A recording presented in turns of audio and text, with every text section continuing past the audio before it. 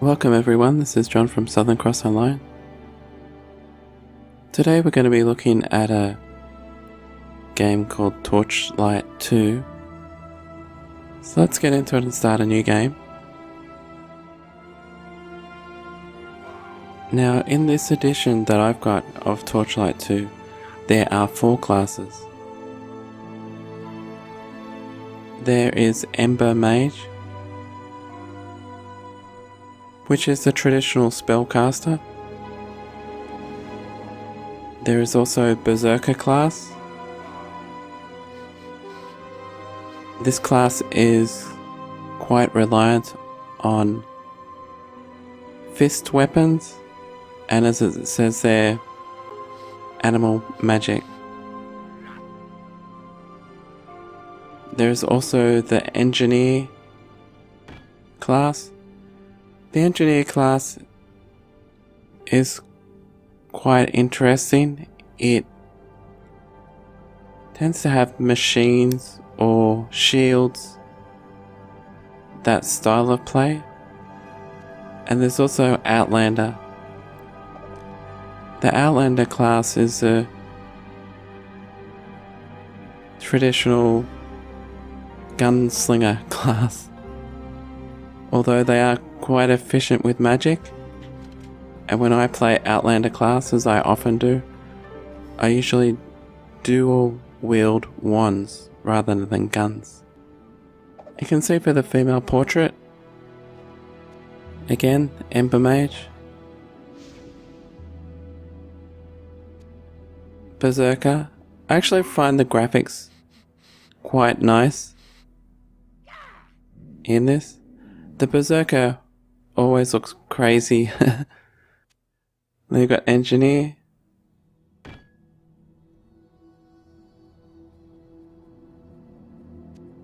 And Outlander.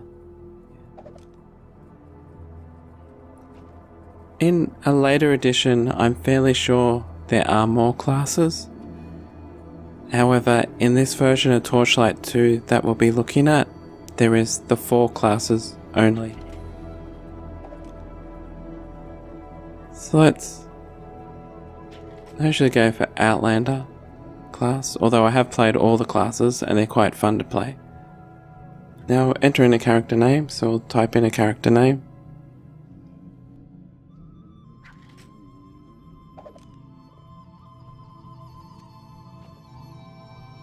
Now we move on to the pet screen. The pet system in this game is quite nice. The pets do more than just fight against each other. They contribute to combat in a significant and meaningful way, which I do like. I find the pet system that's been implemented in this game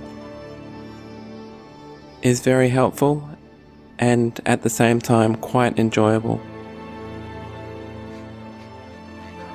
Yeah, I usually like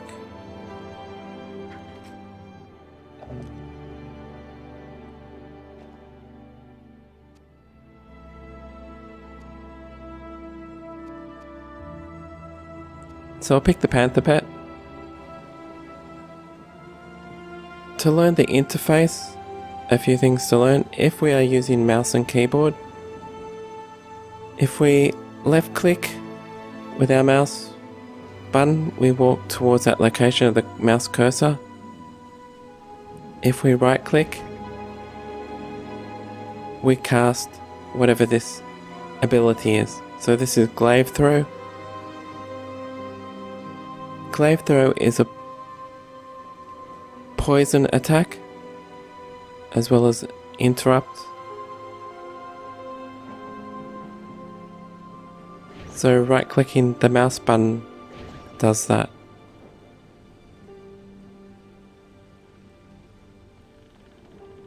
Any of the NPCs that have a question mark above their head, such as this guy here, that means there is a quest available. I think this is as far as I can go. You should carry on to the Asterian Enclave, but you're on your own. Warn them that the alchemist destroyed Torchlight and is headed their way. He may be there already. Okay, so there are quests throughout the game. Essentially, there's a storyline as told through the quests. Now, for each of the quests, the rewards, there is a gold reward, sometimes or usually, experience reward, and there is another reward box that can appear. I think it's fame. When we have completed a quest, as with any quest, we want to get paid. Yep. So we can choose an item as our reward, in addition to the gold reward, experience reward, upon completion of the quest. We'll accept the quest. We have received a quest.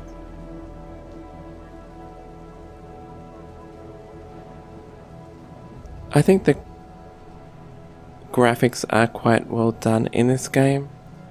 Also, the storyline is broken up into acts or specific segments. I'm not sure how many acts there are. However, this is on the first act. The nice thing about this game is that it doesn't stop once we reach the end of the act's storyline.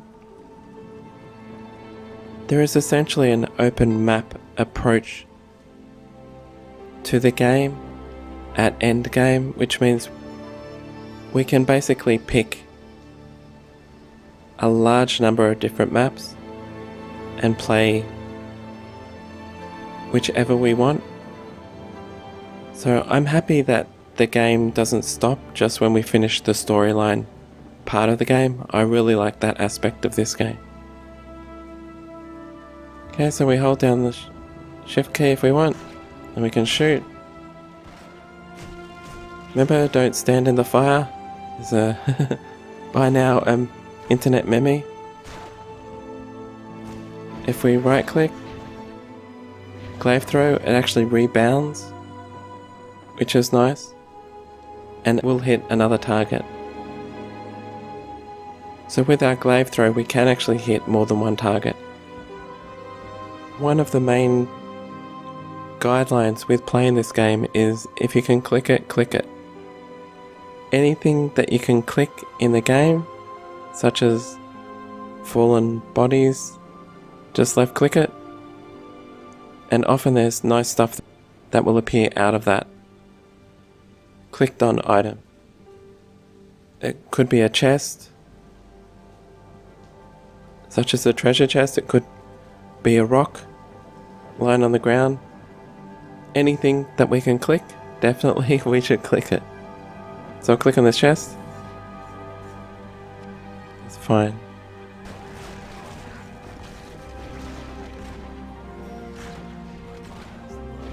And we also leveled up, which is great. Here are the stats that are in the game. There is strength. So you can see there, increases all weapon damage as well as bonus damage upon critical hits. Dexterity increases possibility to perform critical hits and dodge. Focuses increases our mana points amount and elemental damage. The other thing it also does is it increases the possibility to execute. To explain execute, we have, as you can see on our character there, we have two pistols. Our character is wielding two pistols. When the weapon in our right hand and left hand are the same type, for example gun or wand, as in magic wand, then there is a possibility that we can execute, which, as the text there says, initiate 2 attacks simultaneously with both hands. and I find that quite nice. And vitality. Vitality increases health points, total armor, and the possibility to block with shields. Normally what I do is I'll put half, even though this is 5 points, roughly I'll put half into vitality to increase our health, and half into one of these other stats. If we put 1 point into each stat, or try to increase all the stats together, it loses the benefit. We become average in everything, not specialized in any particular offensive or defensive type of play. Let's put 2 into vitality, and because I like the execute possibility and I plan to go with dual magic wands wielding, I'll put the rest into focus. On the other side of the screen, this is our skills tree. We have warfare skills, we have lore skills, and we have sigil skills. I'm fairly certain that these are different skills in each of the tabs depending on the class we play. As we can see here, there's Glaive Throw, that poison attack that we mentioned, also interrupts.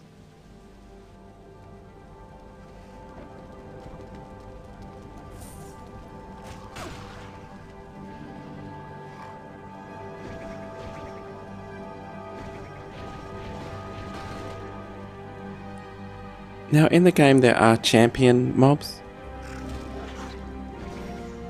And this here, as we can see, is a champion mob. We can tell the champion mobs because they have a coloured circle around them.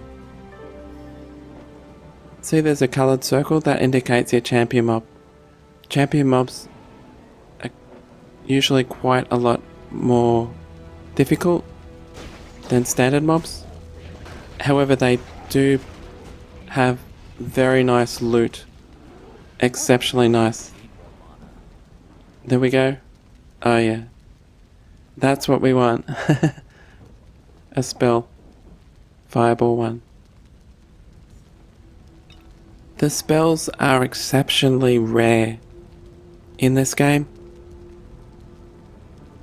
However, they're extremely useful. Especially a heal spell. So any spells that we get in-game, no matter which character we're playing, always keep them. Do not sell them, do not trash them, is my suggestion. Usually these golden chests are protected, although we have taken out most of the mobs, which is nice. So we just click on it. It's a trap. Yeah, that's one of the... We have to be very alert on that. Once it says it's a trap, we have about 3 seconds to get out of there, or even less, maybe 1 or 2 seconds before to escape the trap. If we can click it, click it. Again, if we can explore anywhere on the map, we should explore it.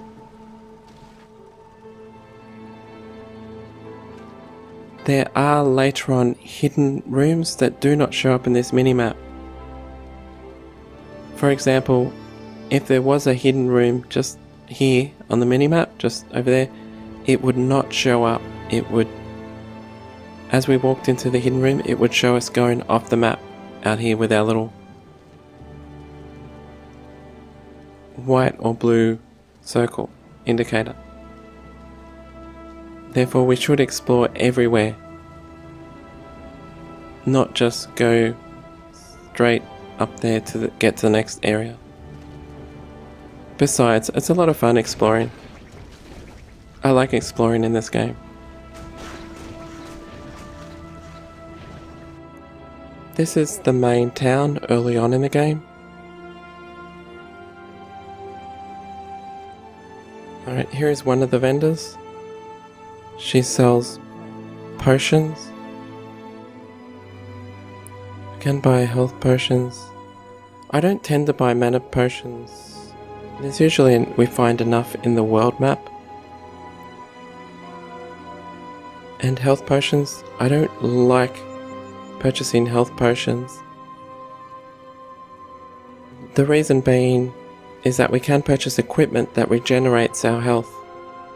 And we'll try to find some of that. This is a blacksmith, so we'll look at armor. The armor usually has a level restriction and or stat restriction. The useful armor that I usually look for is percentage increase in amount of gold found. That's one of the items I like. I especially like the increase in the amount of experience gain, which is what this item has. It helps us level faster, which is great. We can put gems into our armor that have empty sockets. This is a gem. They're called embers in Torchlight 2. So this is an ember. If it's put onto armor, it increases electric armor value. If it's put onto a weapon with a socket, empty socket, it increases electric damage done by that weapon. That's a blacksmith. Now this is our shared stash treasure chest. This is a chest that is shared among all characters in our account for the game. So if any of our characters finds something that we really like that we can use for one of our other characters, we just store it in here, log off on this character, log on as our other character, and then they can see it in this shared stash.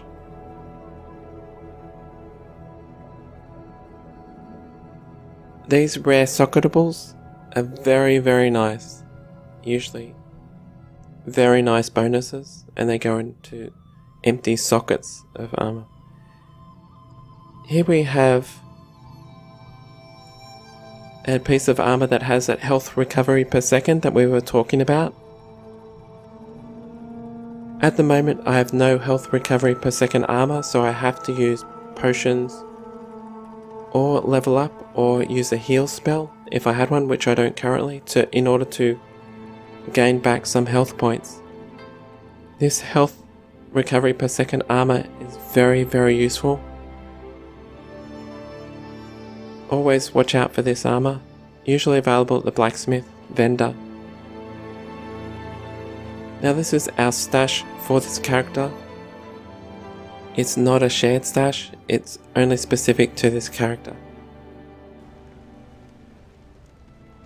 This is our dungeon that we're going to go into. See the bats coming out of that cave. Oh, that's a nice touch. We have a new quest and we'll enter the dungeon. We're in the dungeon. Let's have a look around. We have some health potions. Just be ready in case we need to use it, as we do not have any health recovery armor at the moment. I do want to check out our inventory. Where's spells? This is our spells inventory, and this is that fireball that we got.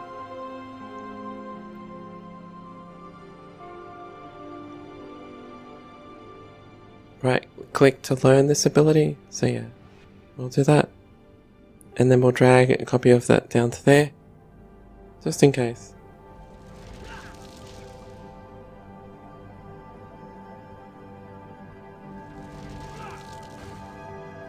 Okay, it's a timer based ability, that's fine.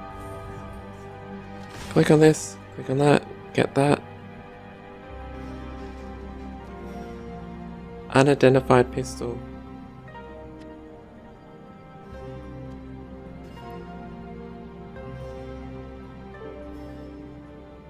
With regards to the unidentified items that we pick up, there are scrolls which are called identifier scrolls. If we click on it, the scroll, then click on the item, then we can identify the item. However, this pistol says it is automatically identified at level 5.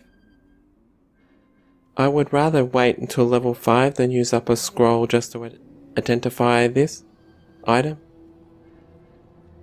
There are also unidentified items that say item must be identified before use, and there is no automatic identify level value. That's the only case in which I would actually use the scrolls to identify, is when it has no automatically identified at a certain level. What we should do is we should equip this pistol.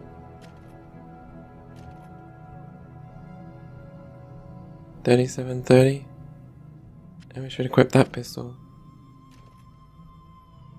That's a lot better. Now we're doing 30 damage per second on this side and 37 damage per second on this side. Okay, so we'll keep going along here. There's another champion mob, so we'll pull back and try and get the mob on their own.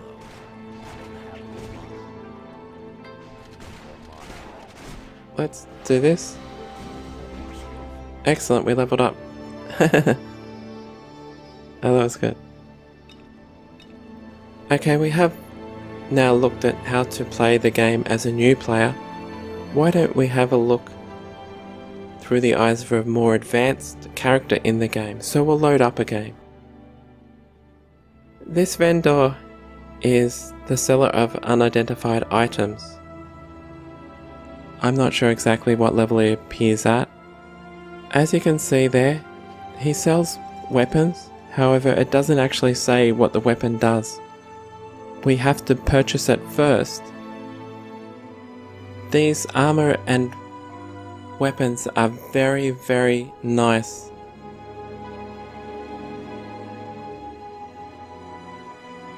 Another person who does appear later on in the game is this vendor, collector of fine things. This vendor is one of the few vendors that sells spells. So if you're looking for a particular spell, such as a heal spell, scroll, then this is the vendor that you buy it from, Jasha the Sly.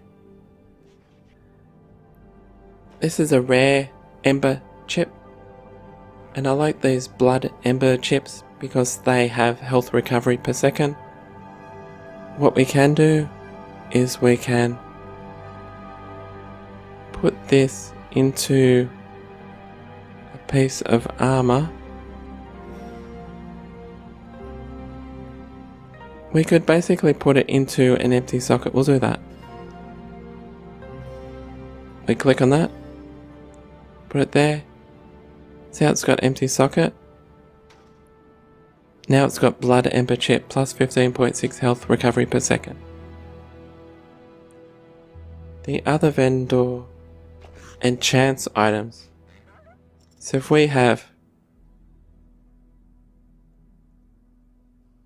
put this in here, maximum enchantments we can have is 2. It'll cost 5,063 gold plus 2 to all damage. Yeah, we could do that.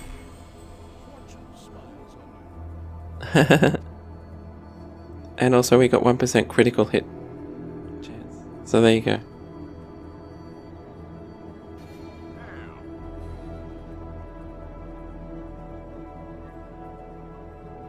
Okay, well, I hope you enjoyed the video. I enjoy this game quite a lot. And I hope you all have a great day.